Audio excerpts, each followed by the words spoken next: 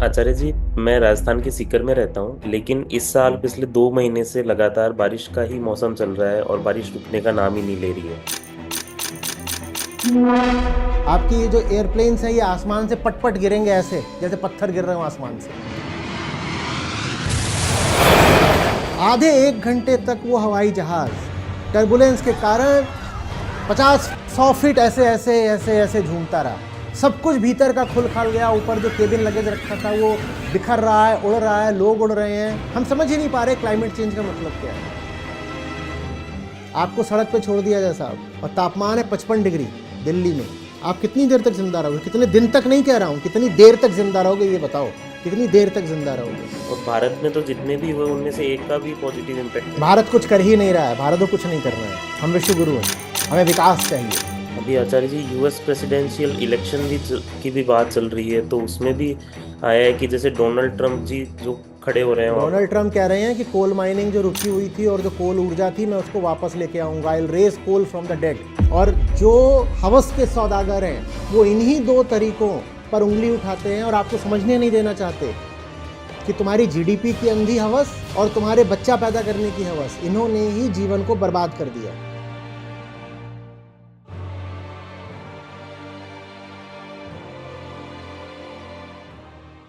आचार्य जी, मैं राजस्थान के सीकर में रहता हूँ और हमारे यहाँ पर आमतौर पर सूखा ही रहता है, और जब बारिश का मौसम भी आता है तो उस वक्त ज़्यादा बारिश 2-4 दिन के अलावा देखने के लिए नहीं मिलती।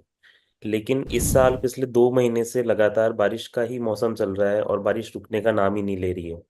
और इसके चलते मैंने ये भी पाया है कि जहाँ पर सरकारें जीडीपी बढ़ाने के लिए पूरी कोशिश कर रही है, और जितने पूंजीवादी वर्ग हैं वो सब बोलते हैं कि भारत को इतना आगे ले जाना है कि और इकोनॉमी बढ़े, लेकिन मेन ये देख पा रहा हूँ कि भाई पूरा व्यापार तो ठप पड़ा है पिछले 2 महीने से। जो मतलब बारिश चल रही है तो उसके कारण से अलग अलग प्रकार के जितने व्यापारिक गतिविधियां थी वो भी सब एकदम डाउन चल रही हैं। तो क्लाइमेट चेंज के ऊपर यदि ध्यान नहीं देंगे तो ये चीज भी पूरी तरीके से सही तरीके से जो हम सोच रहे हैं कि जीडीपी को आगे ले जाएंगे वो ले जाएंगे, वो भी सही से नहीं कर सकते। देखिए, जो इसमें सिद्धांत है वो ये है कि भोग इतनी मूर्खतापूर्ण चीज़ होती है कि भोग के कारण योग तो बाधित होता ही है, भोग से भी हाथ धो बैठते हो। जो भोगेगा वो योग से तो रह ही गया वंचित, और भोगने के कारण वो भोग से भी वंचित रह जाएगा। अंधा भोग इतनी व्यर्थ मूर्खतापूर्ण चीज़ होती है। उदाहरण के लिए कोई खाए, अनाप शनाप खाए जा रहा है, पिज्ज़ा ही पिज्ज़ा चाहिए उसको, तो पिज्ज़ा भी कितने दिन खा पाएगा वो? अब पिज्ज़ा खाने के मारे योग से तो रह ही गया। योग का समय था, वो कहीं पर बैठकर पिज्ज़ा चबा रहा था। पिज्ज़ा खाने के कारण पिज्ज़ा से भी रह जाएगा। जो भोगी होता है वो बहुत दिन तक भोग भी नहीं पाता।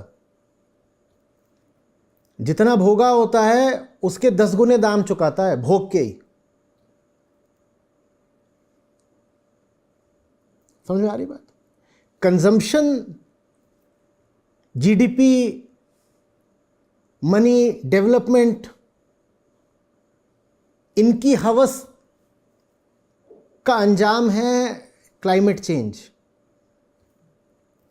इस हवस ने तुम्हें भीतरी शांति से तो वंचित कर ही दिया, योग तो गया। इस हवस ने तुम्हें भीतरी शांति से तो वंचित कर दिया, लेकिन जिस रुपए पैसे और जिस विकास की खातिर तुमने इतना भोग करा, क्लाइमेट चेंज तुम्हें उस पैसे से, उस विकास से भी वंचित कर डालेगा। क्लाइमेट चेंज माने यही थोड़ी है कि बाकी प्रजातियां नष्ट हो जाएंगी और इंसान बिल्कुल हवसी बनकर बस कंजम्पशन करेगा। यही बातें थोड़ी क्लाइमेट चेंज में आती हैं। क्लाइमेट चेंज में ये भी आता है कि तुम्हारा ये जो जीडीपी है जिसकी खातिर तुमने क्लाइमेट को तबाह करा, ये जीडीपी भी तबाह हो जाएगा क्लाइमेट के द्वारा। जीडीपी की खातिर तुमने क्लाइमेट को बर्बाद करा, अब क्लाइमेट तुम्हारे जीडीपी को बर्बाद कर देगा। तुम योग और भोग दोनों से मारे गए। धोबी का कुत्ता, न घर का न घाट का।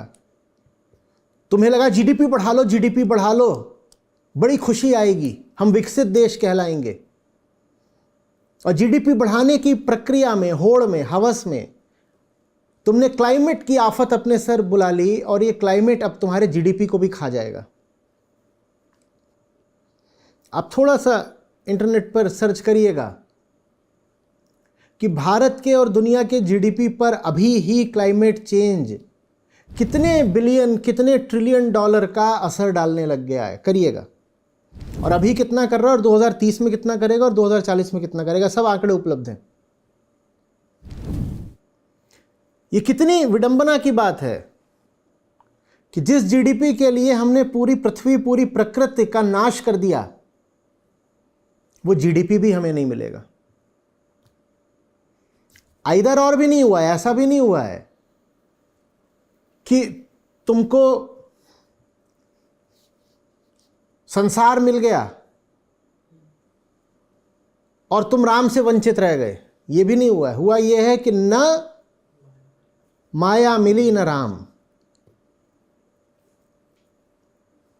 तुमने अपनी हवस की खातिर पूरी पृथ्वी को, इतनी प्रजातियों को विलुप्त कर दिया। इतनी माने 8, 10, 15, 20 नहीं, लाखों प्रजातियां। प्रतिदिन इस वक्त हजारों प्रजातियां विलुप्त हो रही हैं। मैं हजार प्राणियों के, हजार जानवरों के की बात नहीं कर रहा, मैं हजार स्पीशीज के इरिवर्सिबल एक्सटिंक्शन की बात कर रहा हूं।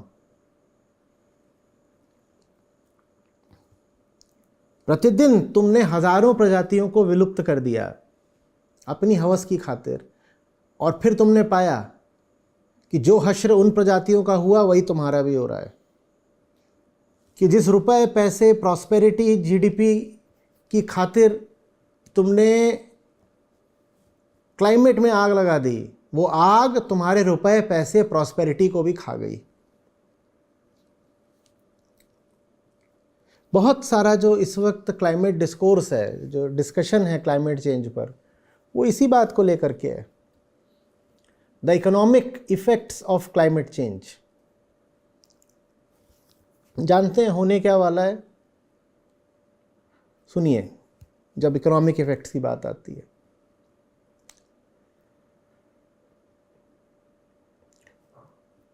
क्लाइमेट चेंज का सबसे बुरा असर दुनिया के उन क्षेत्रों पर पड़ने वाला है जहां सबसे ज्यादा अन्न उगाया जाता है। सबसे ज्यादा अन्न ठंडी जगहों पर तो उगाया नहीं जाता। ट्रॉपिकल और टेम्परेट रीजन्स में ये उगता है। यही वो जगहें हैं जहां से पूरी दुनिया को खाद्य पदार्थों की, ग्रेन्स की, अन्न की सप्लाई, आपूर्ति होती है।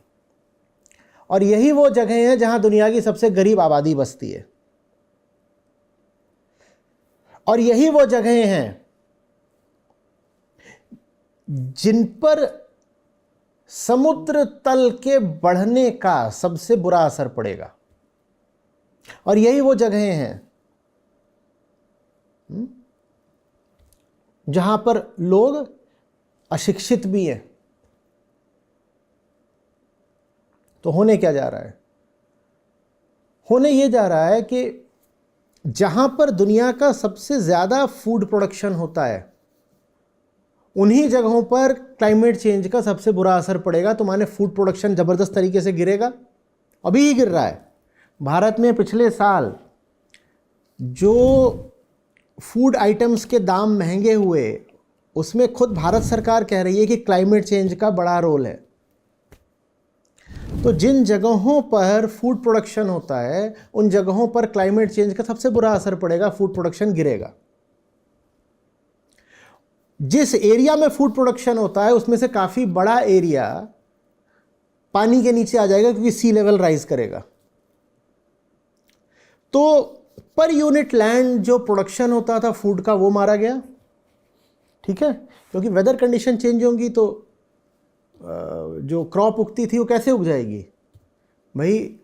साधारण आप चीज़ें ले लो, मेज़, मिलेट्स, वीट, राइस, जो भी है आपकी सब्जियां, ये एक ख़ास मौसम में ही उग सकते हैं ना। इन्हें एक ख़ास तरीके का तापमान चाहिए, वर्षा चाहिए, कई बार तो ह्यूमिडिटी चाहिए, तब ये उग सकते हैं।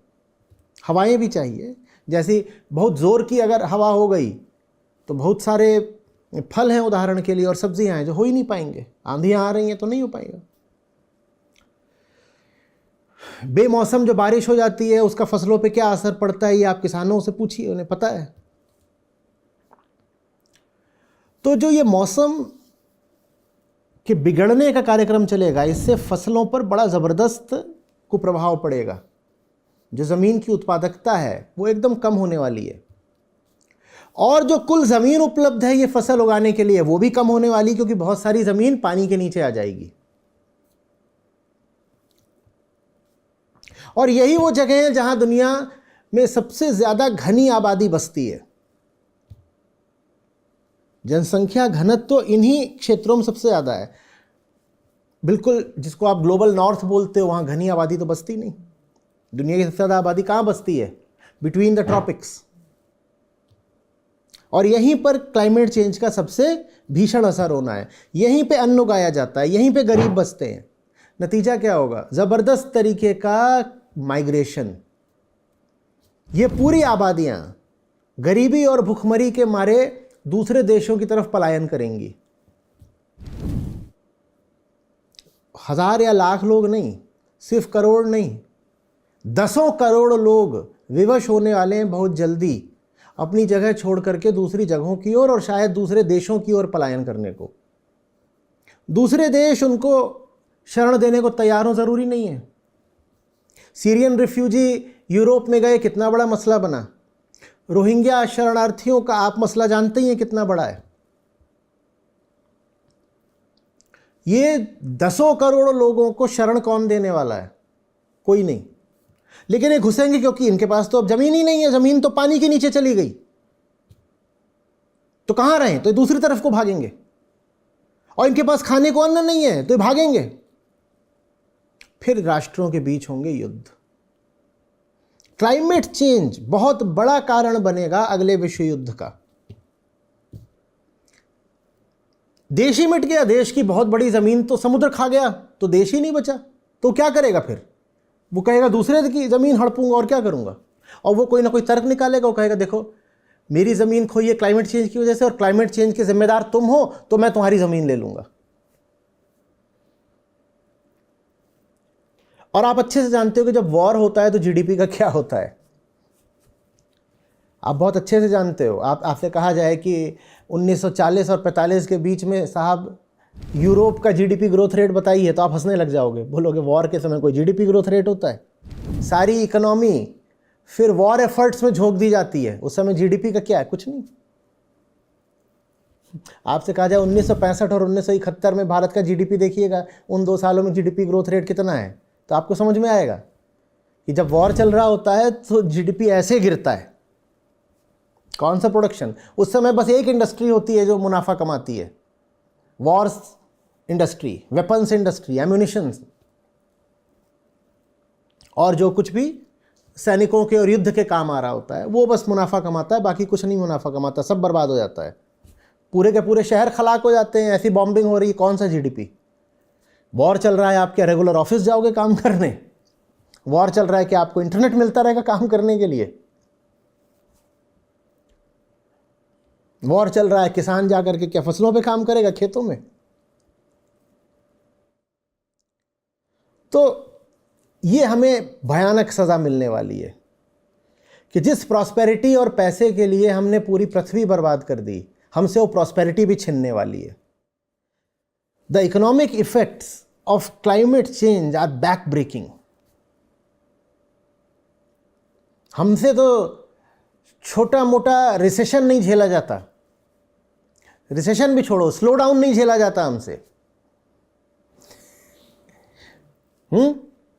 इकोनॉमी 7% की जगह 4% पे ग्रो करने लगे, ग्रो ही कर रही है, बस 7 की जगह 5 हो जाए तुम्हारी हालत खराब हो जाती है। अरे ये क्या हो गया, ये क्या हो गया।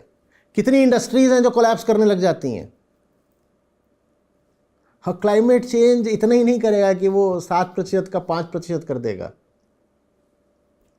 वो 7 को 0 से भी नीचे कर देगा। इसी तरह से जो मेडिकल कॉस्ट्स हैं क्लाइमेट चेंज की, थोड़ा उनके बारे में आप पढ़िएगा। कई ट्रिलियन डॉलर की सिर्फ मेडिकल कॉस्ट है क्लाइमेट चेंज की। और ये तो अभी एस्टिमेटेड कॉस्ट्स हैं on the basis of known variables. Known अभी हो क्या रहा है साहब कि जैसे जैसे ये ग्लेशियर पिघल रहे हैं, पुराने वायरस, लाखों करोड़ों साल पुराने वायरस जो इन ग्लेशियर्स के नीचे तब से सोए पड़े थे। वायरस ऐसी चीज होती है, वो कुछ हद तक केमिकल की तरह होती है। जैसे केमिकल कभी नहीं ना, आप कहीं पे नमक छोड़ दीजिए तो ऐसा थोड़ी है कि 100 साल बाद 500 साल बाद। वायरस में भी कुछ गुण सिर्फ मटेरियल के होते हैं, मटेरियल की तरह होता नहीं कभी। तो लाखों साल पुराने वायरस भी ग्लेशियर्स के नीचे सोए पड़े रहते हैं, डॉर्मेंट। उनके ऊपर बर्फ पड़ी हुई थी तो ग्लेशियर, वो जो वायरस है कुछ कर नहीं सकता। अब वो बर्फ पिघल रही है, दुनिया के बड़े बड़े ग्लेशियर साफ हो चुके हैं। कई पर्वत जिनकी चोटियां कभी किसी ने देखी नहीं थी क्योंकि वो सदा हिम के नीचे दबी रहती थी, उनकी चोटियां अब नंगी खड़ी हैं। कभी किसी ने उन चोटियों को आज तक देखा ही नहीं था, उन पर सदा बर्फ रहती थी। एक चीज होती है जिसको बोलते हैं स्नो लाइन। स्नो लाइन का अर्थ होता है वो ऑल्टीट्यूड जिसके ऊपर बर्फ परमानेंट होती है। स्नो लाइन ही बिगड़ गई है। जहां लाखों साल तक बर्फ थी और जहां कभी पत्थर और जमीन देखे नहीं गए, वहां बर्फ गई। पहली बार हुआ इतिहास में मनुष्य के। तो वायरस निकल के आ रहे हैं और ये अननोन वायरसेस हैं। ये जो करेंगे उसकी तो मेडिकल कॉस्ट अभी कैलकुलेट भी नहीं हुई है। एक अननोन वायरस आ गया जो नोवेल कोरोना वायरस था, और कोविड ने चाहे विकसित देश हो, अविकसित देश हो, अमेरिका हो, चीन हो, भारत हो, सबकी कमर तोड़ के रख दी पूरे 2-2.5 साल तक। और कोविड से कहीं ज्यादा खतरनाक, ज्यादा कंटेजियस और ज्यादा फेटल। कंटेजियस माने संक्रामक और फेटल माने प्राणघातक वायरस इन बर्फों के नीचे से निकल करके अब सामने आ रहे हैं। और अभी तक तो मेडिकल फ्रेटर्निटी को ये पता भी नहीं है कि वो कौन से वायरस हैं, क्योंकि वो तो छुपे हुए थे, क्या पता कौन है। बस वो हैं हजारों वायरस, वो निकल के आ रहे हैं। हजारों माने हजारों अलग अलग स्पीशीज के वायरस हैं वो। और उसकी जो मेडिकल कॉस्ट होगी वो गिनिए कितनी है। ये करा है क्लाइमेट चेंज ने। एक तो समस्या क्या हो जाती है ना, हम ऐसे बात करते हैं, अच्छा औसत तापमान 1.5 डिग्री बढ़ गया, तो हमें लगता है 1.5 डिग्री तो कुछ होता ही नहीं। जो वार्निंग देने भी आते हैं वो बोलते हैं 3 डिग्री बढ़ गया, 4 डिग्री बढ़ गया। हम कहते हैं 3-4 डिग्री ठीक है, 30 का 35 हो जाएगा, 36 का 40 हो गया। हमें लगता है जैसे हमारे कमर के नाप की बात हो रही है कि 36 की कमर थी, बहुत खा पी लिया, 40 हो गई तो कोई पहाड़ थोड़ी टूट पड़ा। वैसे ही 36 डिग्री औसत तापमान था, 40 हो गया तो क्या हो गया साहब, वो औसत है। जो एक्सट्रीम्स हैं वो 10-10, 15-15 डिग्री ऊपर नीचे होने वाले हैं, नीचे कम ऊपर ज़्यादा। एवरेज टेम्परेचर राइज होगा 3 डिग्री 5 डिग्री, जो एक्सट्रीम है वो 10-15 डिग्री ऊपर जाएगा। और आपका कोई भी सिस्टम उतना टेम्परेचर राइज झेलने के लिए बना ही नहीं है। आपकी ये जो एयरप्लेन्स हैं ये आसमान से पट-पट गिरेंगे ऐसे जैसे पत्थर गिर रहे हो आसमान से, क्योंकि ग्रीन हाउस इफेक्ट का मतलब होता है कि एटमॉस्फेयर में एनर्जी बढ़ गई है। ग्रीन हाउस गैसेस एनर्जी ही तो ट्रैप कर रहे हैं ना। मीथेन है, कार्बन डाइऑक्साइड है, वाटर वेपर है, नाइट्रस ऑक्साइड है, क्या कर रहे हैं ये एनर्जी ट्रैप कर रहे हैं। वो एनर्जी क्या करेगी, वो अपर एटमॉस्फेयर में भी टर्बुलेंस बनेगी। टर्बुलेंस क्या चीज होती है, हवा। आपके जो प्लेन की डिजाइन है, जो विंग्स हैं, वो उतनी टर्बुलेंस के लिए बनी नहीं है, उनकी डिजाइन हुई थी नॉन क्लाइमेट चेंज एरा में, जब क्लाइमेट चेंज उतना बड़ा खतरा नहीं था, उस समय एयरक्राफ्ट डिजाइन हुआ था। अब वो जो वहां जो ऊपर होगा उसके लिए तो एयरक्राफ्ट डिजाइंड ही नहीं है, एयरक्राफ्ट झेल भी नहीं पाएगा उतनी टर्बुलेंस को। अभी अभी हुआ है सिंगापुर के ऊपर या साउथ ईस्ट एशिया में किसी जगह पर हुआ है, एक हवाई जहाज है, उसके इंजन में कोई खराबी नहीं, उसकी कोई मिड एयर कोलिजन भी नहीं हो रहा है कि कहीं भीड़ भुड़ गया है, कुछ भी नहीं हुआ है, कोई उसकी हाईजैकिंग नहीं हो रही है, सिर्फ टर्बुलेंस इतनी थी कि उसके अंदर एक आदमी और 20 लोग घायल हो गए। अभी मुश्किल से महीने 2 महीने पहले की बात है। आधे 1 घंटे तक वो हवाई जहाज टर्बुलेंस के कारण 50-100 फीट ऐसे ऐसे ऐसे ऐसे झूमता रहा। सब कुछ भीतर का खुल खाल गया, ऊपर जो केबिन लगेज रखा था वो बिखर रहा है, उड़ रहा है, लोग उड़ रहे हैं। एक बेचारा तो वहीं पे फ्लाइट के अंदर ही, और दर्जनों लोग बुरी तरह घायल हुए हैं। हम समझ ही नहीं पा रहे क्लाइमेट चेंज का मतलब क्या है। क्लाइमेट चेंज माने एनर्जी। ये जो आपका एटमॉस्फेयर है इसमें जबरदस्त तरीके से एनर्जी बढ़ जाएगी, और वो एनर्जी अब कुछ भी करेगी। वो अधिक बारिश कर सकती है और कम बारिश कर सकती है, वो भारी तापमान बढ़ाएगी और भारी अंधड़ लेकर के आएगी। यकायक अंधड़ आएगा, और ऐसा अंधड़ जैसा आपने अपने जीवन में देखा नहीं। और वैसा अंधड़ झेलने के लिए आपका घर भी डिजाइन नहीं है, आपकी कार नहीं डिजाइंड है। जो लोग मारुति 800 पर चले होंगे उनको याद होगा कि मारुति 800 जब किसी ट्रक के बगल से निकलती थी तो कांपती थी। हाईवे पर ट्रक अच्छी स्पीड से आ रहा हो सामने से, इधर से आपकी मारुति 800 जा रही हो, और उसमें खासकर अगर वजन ना हो, अकेले आप ही बैठे हो, तो उधर से ट्रक आ रहा है 80 की स्पीड से, इधर से मारुति आ रही है 80, और मारुति ऐसे थरथराती थी। ये हमारी कारों का डिज़ाइन होता है। और कार को तो और ज़्यादा लाइट वेट करा जाता है ताकि वो फ्यूल एफिशिएंट हो जाए, और फ्यूल एफिशिएंट करना पड़ेगा क्लाइमेट चेंज रोकने के लिए। और तुम कार को जितना हल्का बनाओगे वो उड़ ही जाएगी। ठीक है, यह अतिशयोक्ति है, पर बात को समझिए। मैं कहना चाह रहा हूं कि आपका कोई भी सिस्टम, चाहे वो मेडिकल सिस्टम हो, इकोनॉमिक सिस्टम हो या ट्रांसपोर्टेशन सिस्टम हो, वो डिजाइन नहीं है क्लाइमेट चेंज को झेल पाने के लिए। और दुनिया की उस आबादी का सोचिए जो गरीब है, जो सड़कों पर रहती है। 10 डिग्री तापमान अगर 2 दिन भी बढ़ा रहा तो क्या वो जिंदा रह जाएंगे? आपको सड़क पे छोड़ दिया जाए साहब, और तापमान है 55 डिग्री दिल्ली में, आप कितनी देर तक जिंदा रहोगे? कितने दिन तक नहीं कह रहा हूं, कितनी देर तक जिंदा रहोगे ये बताओ, कितनी देर तक जिंदा रहोगे?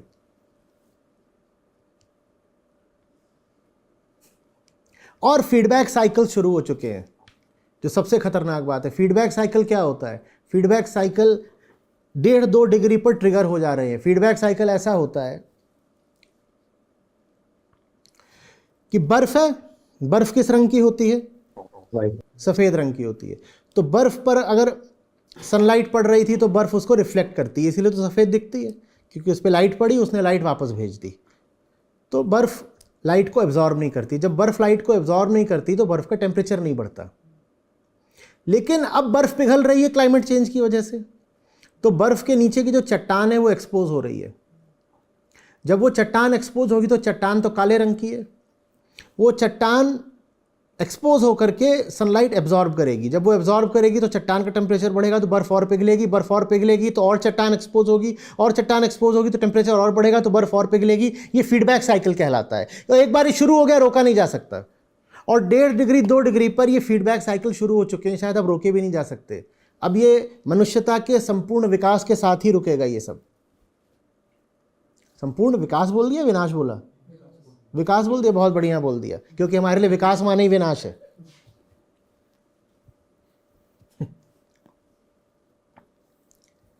दुनिया का सबसे बड़ा जो सिंक था कार्बन डाइऑक्साइड सोखने का, वो क्या है? वो ओशंस हैं।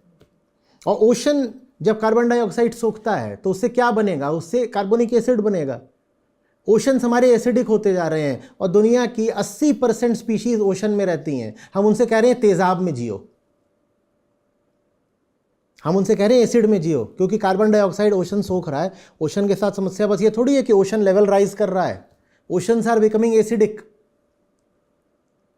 मछली एसिड में कैसे जी ले? और 80% लाइफ ओशन में ही रहती है। ओशन को आप गर्म कर रहे हो तो वो ज्यादा इवेपोरेट भी करेगा, एक और फीडबैक साइकिल है ये। ओशंस गर्म होते जा रहे हैं तो ओशन इवेपोरेट भी करेंगे, इवेपोरेट करेंगे तो वाटर वेपर बनेगी, वाटर वेपर अपने आप में एक ग्रीन हाउस गैस है। तो ओशन गर्म हुआ तो वाटर वेपर निकली, वाटर वेपर निकली तो और गर्म हुई तो ओशन और इवेपोरेट हुआ।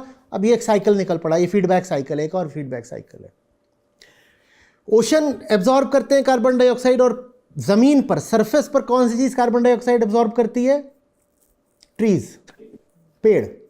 पेड़ों का काम होता है वो कार्बन डाइऑक्साइड को एब्जॉर्ब करते हैं और उसे वुड बना देते हैं, ऑर्गेनिक मैटर बना देते हैं। आप पेड़ काट रहे हो क्योंकि आपको प्रोग्रेस चाहिए। पेड़ जिंदा है तो कार्बन डाइऑक्साइड एब्जॉर्ब करता है, और जब पेड़ मर जाता है तो वही लकड़ी डिकम्पोज होती है और कार्बन डाइऑक्साइड रिलीज करती है। और जब एक्सट्रीम वेदर इवेंट होगा, क्लाइमेट चेंज होगा तो एक्सट्रीम वेदर इवेंट होगा, तूफान आएगा, तूफान आएगा तो पेड़ गिरेगा, पेड़ गिरेगा तो कार्बन डाइऑक्साइड और रिलीज होगी, क्योंकि लकड़ी गिरेगी तो डिकम्पोज करेगी। और जब कार्बन डाइऑक्साइड और रिलीज होगी तो और क्लाइमेट चेंज बढ़ेगा, तो और तूफान आएगा, तो और पेड़ गिरेगा, तो और लकड़ी गिरेगी, तो और कार्बन डाइऑक्साइड रिलीज होगी, तो और क्लाइमेट चेंज बढ़ेगा, तो और तूफान आएगा। ये है फीडबैक साइकिल, ये सब शुरू हो चुके हैं। क्या है क्लाइमेट चेंज? क्लाइमेट चेंज ये है कि बहुत सारा कार्बन है अर्थ के इकोसिस्टम में। वो कार्बन जमीन के नीचे पड़ा हुआ था। अब सोचिए, करोड़ों अरबों डायनासोर रहे होंगे, डायनासोर इस धरती पर लाखों साल तक राजा थे। वो सब डायनासोर मरे, उदाहरण एक दे रहा हूं, वो सब डायनासोर। तो इतना सारा जो शरीर कार्बन ही होता है पूरा, कार्बन, नाइट्रोजन, ऑक्सीजन, हाइड्रोजन, मुख्यतः यही होता है शरीर। ठीक है, बाकी और भी होते हैं, सब इनऑर्गेनिक एलिमेंट्स होते हैं, वो सब थोड़े होते हैं। शरीर प्रमुखतया यही होता है। अब डायनासोर मरा, उसका शरीर कार्बन है। पृथ्वी ने क्या करा? पृथ्वी ने उस कार्बन को सिक्वेस्टर कर दिया, इसको बोलते हैं सिक्वेस्टरिंग। पृथ्वी ने पूरे डायनासोर की बॉडी को नीचे डाल दिया। अब ये कार्बन यहां दफन है। वहां दफन रहे रहे लाखों करोड़ों सालों में वो जो नीचे था वो कोयला बन गया। वो जो डायनासोर था नीचे, वो कोयला बन गया, या तेल बन गया, या गैस बन गया। नीचे जबरदस्त प्रेशर है और टेम्परेचर भी है। तो जो डायनासोर की बॉडी थी, एक डायनासोर का उदाहरण लेके बोल रहा हूँ, डायनासोर से नहीं बन जाता कोयला सिर्फ, लेकिन उदाहरण के लिए समझा रहा हूँ। तो जितना ऑर्गेनिक मटेरियल था, चाहे वो पेड़ हो, चाहे जीव जंतु हो, पृथ्वी उन सबको अपनी गोद में लेकर के ढकती गई मिट्टी से। तो वो सारा जो कार्बन था वो पृथ्वी में नीचे नीचे जमा था, कोई हमें नुकसान नहीं कर रहा था। इंसान ने कहा हम तो बहुत होशियार हैं, वो सब कुछ जो नीचे जमा था हम उसको खन करके, उसका खनन करके हम उसको सतह पर ले आए और हमने उसको जलाया, और उससे निकली है कार्बन डाइऑक्साइड। ये हमारी होशियारी है। तो ये हम कोई एक्स्ट्रा कार्बन पैदा नहीं कर दिया है, ये वही कार्बन है जो सदा से पृथ्वी के सिस्टम में था। पर कहां था? जमीन के नीचे था। हमने अपनी होशियारी में उसको जमीन से निकाल के ऊपर कर दिया और उसमें आग और लगा दी, और हमने कहा देखा एनर्जी, अब इस एनर्जी से राष्ट्र की प्रगति होगी। और प्रगति के चक्कर में हमने अपने आप को बिल्कुल अब समाप्त ही कर डाला है। समझ रहे हैं बात को? इसके मूल में क्या चीज बैठी हुई है? इसमें एक मूल चीज बैठी हुई है, आत्मज्ञान। जब मैं बोलता हूं, यहां तक बहुत लोगों ने रुचि से सुना होगा। अब जैसे ये बोलूंगा लोग कहेंगे नहीं नहीं नहीं, ये तो अब। लेकिन आप ये समझ नहीं रहे हो कि क्लाइमेट चेंज न तो इन्वायरमेंटल प्रॉब्लम है, न साइंटिफिक प्रॉब्लम है, न इसका कोई टेक्निकल सॉल्यूशन है। ये इंसान के दिल की समस्या है, ये कंज्यूम करने की हमारी हवस की समस्या है। और जब तक इंसान की शिक्षा में, परवरिश में, संस्कार में ये बात रहेगी कि तुम भोगने को पैदा हुए हो, तब तक इस क्लाइमेट चेंज की समस्या का कोई समाधान नहीं है। और समाधान के लिए हमारे पास वक्त है भी नहीं। क्या समाधान करेंगे हम? कितना वक्त बचा है? ये बात आचार्य जी मैंने कभी स्टडी में भी पढ़ी थी कि 1999 के बाद में लगभग 1500 उपाय विश्व में हुए क्लाइमेट चेंज को रोकने के लिए। उनमें से केवल 4% उपाय ही पॉजिटिव इम्पैक्ट। हाँ, ऐसा ही बिल्कुल, यही एकदम 50 के आसपास एकदम। और भारत में तो जितने भी हुए उनमें से एक का भी पॉजिटिव इम्पैक्ट। भारत कुछ कर ही नहीं रहा है, भारत को कुछ नहीं करना है। हम विश्व गुरु हैं, हमें कुछ नहीं करना है, हमें विकास चाहिए।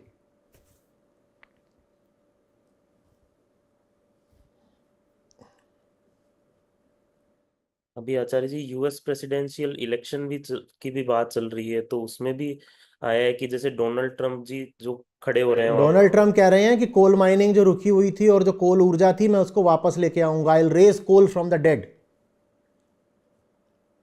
दुनिया भर में राइट विंग एक्सट्रीमिज्म बढ़ता जा रहा है, भारत हो, अमेरिका हो, और ये जो पूरा विंग है, इसको प्रकृति की एक धेले की नहीं परवाह है। इसको बस ये है, मेरी भावनाएं, मेरा राष्ट्रवाद, let's make America great again. उसके लिए अगर कोयले में आग लगानी पड़े लगा दो, दुनिया में आग लगानी पड़े लगा दो।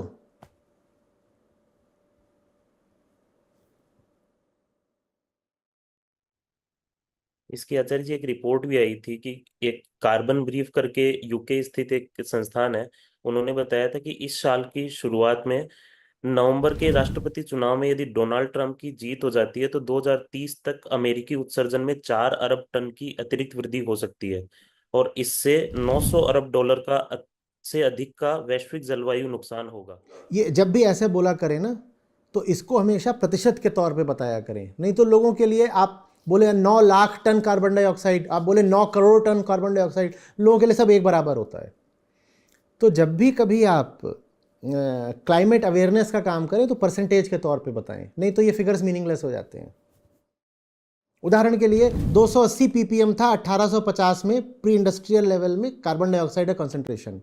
अभी कितना है? अभी 420 से 440 ppm के बीच में, और हर साल 2 ppm बढ़ता है, हर साल 2 ppm बढ़ता है। माने जितना था, जितना होना चाहिए पृथ्वी पर जीवन को बचाने के लिए, उससे 50% ज़्यादा कार्बन डाइऑक्साइड इस वक्त वातावरण में है। जितना हो सके लोगों को बताइए कि तुम्हारी हवस ने, तुम्हारी गलत फिलॉसफी ने, तुम्हारा ये जो रॉन्ग लाइफ फिलॉसफी है, उसने क्या कर डाला। ये कोई टेक्निकल प्रॉब्लम नहीं हो गई है, तुम्हारी ज़िंदगी का सेंटर ही गलत है। तुम्हें बता दिया गया है कि तुम हैप्पीनेस के लिए और कंजम्पशन के लिए पैदा हुए हो। तुम्हें कोई नहीं, वो जो एल वर्ड है कोई नहीं बता रहा, लिबरेशन। तुम्हें सी वर्ड बताया जा रहा है, कंजम्पशन। जब तक जिंदगी का उद्देश्य लिबरेशन की जगह कंजम्पशन रहेगा, तब तक जिंदगी ज़्यादा चलनी ही नहीं है। हमारी शिक्षा, संस्कार, दर्शन, धर्म सब उल्टे पुल्टे पड़े हुए हैं। धर्म से मेरा आशय है लोक धर्म। नहीं तो अगर आप वास्तविक धर्म की बात करें जो दर्शन पर आधारित है, वो तो साफ बताता है कि पैदा हुए हो ताकि मुक्त हो सको, जो अपने भीतरी बंधन है उनको काट सको। इसलिए थोड़ी पैदा हुए हो कि जा कर के और ज़्यादा आइसक्रीम खाओ और ज़्यादा इधर तोड़ो उधर काटो और अपने लिए कहो कि सब काट कूट के जंगल मैंने अपने लिए महल बनाया है, या कि मैंने बहुत सारे बच्चे पैदा करे हैं, इसलिए थोड़ी पैदा हुए हो तुम। ये जो बच्चे पैदा करने वाली बात है ना, ये लोग इसकी बात ही नहीं करना चाहते। सारी बात ये है कि कार्बन एमिशन हो रहा है हमारे कंजम्पशन से, और कंजम्पशन वही तो लोग करेंगे ना जो जो हैं। हम प्राकृतिक जगहों की बात करते हैं, हर जगह प्राकृतिक जगह है, पर जिस जगह पर इंसान पहुंच जाता है वहां प्रकृति को काट देता है। नहीं तो हर जगह तो प्राकृतिक जगह है। जो भी प्राकृतिक जगह होती है वो आपके लिए पर्यटन की जगह बन जाती है। किसी भी जगह से इंसान को हटा दीजिए, वो जगह पर्यटन की जगह बन जाएगी। और इंसान को हटाने का मतलब ये नहीं होता है कि सारे इंसान मर जाएं। बात बस इतनी सी है कि भारत देश उदाहरण के लिए जितने लोगों का निर्वाह कर सकता है, उससे शायद 4-5 गुना ज़्यादा है हमारी आबादी। दुनिया में अभी 800 करोड़ से ज़्यादा लोग हो गए। अनुमान कहते हैं कि सस्टेनेबल लेवल ऑफ पॉपुलेशन 200 से 400 करोड़ के बीच में, इससे ज़्यादा नहीं। इतने लोग हैं तो ये पृथ्वी तुम्हारा बोझ उठा सकती है, इसके आगे पृथ्वी बोझ नहीं उठाएगी। पृथ्वी के पास संसाधन ही नहीं है तुम्हारे कंजम्पशन के लिए। तुम्हें कंज्यूम करना है तो रिसोर्स होना चाहिए ना, रिसोर्स है ही नहीं तो क्या कंज्यूम करोगे, कहां से, क्या एक और पृथ्वी लेके आओगे।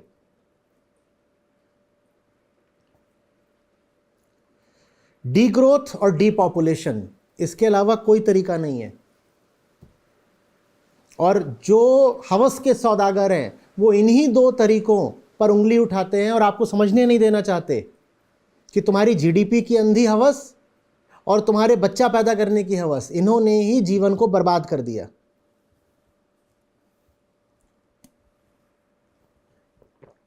एक व्यापारी तो बोलेगा ही ना कि मुझे और बड़ी मार्केट चाहिए, तो कहते हैं आबादी और बढ़ाओ और बढ़ाओ, मेरे खुद 12 बच्चे हैं, आबादी और बढ़ाओ। और तुम्हें दिख नहीं रहा वो आबादी क्यों बढ़वाना चाहता है? ताकि उसका माल और बिके। मुनाफा और कमाई। ये हमारे लोकनायक हैं, ये हमारे रोल मॉडल्स हैं।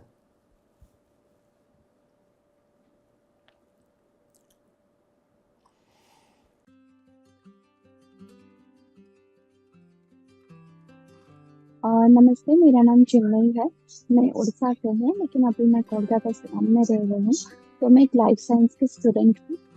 तो ये जो आचार्य प्रशांत जी से जुड़ने के बाद बचपन से लेके आज तक मेरे मन में जितने भी सवाल थे, उसका कुछ वो सवाल या तो सोसाइटी से आता था या फिर मेरे खुद के मन से आता था।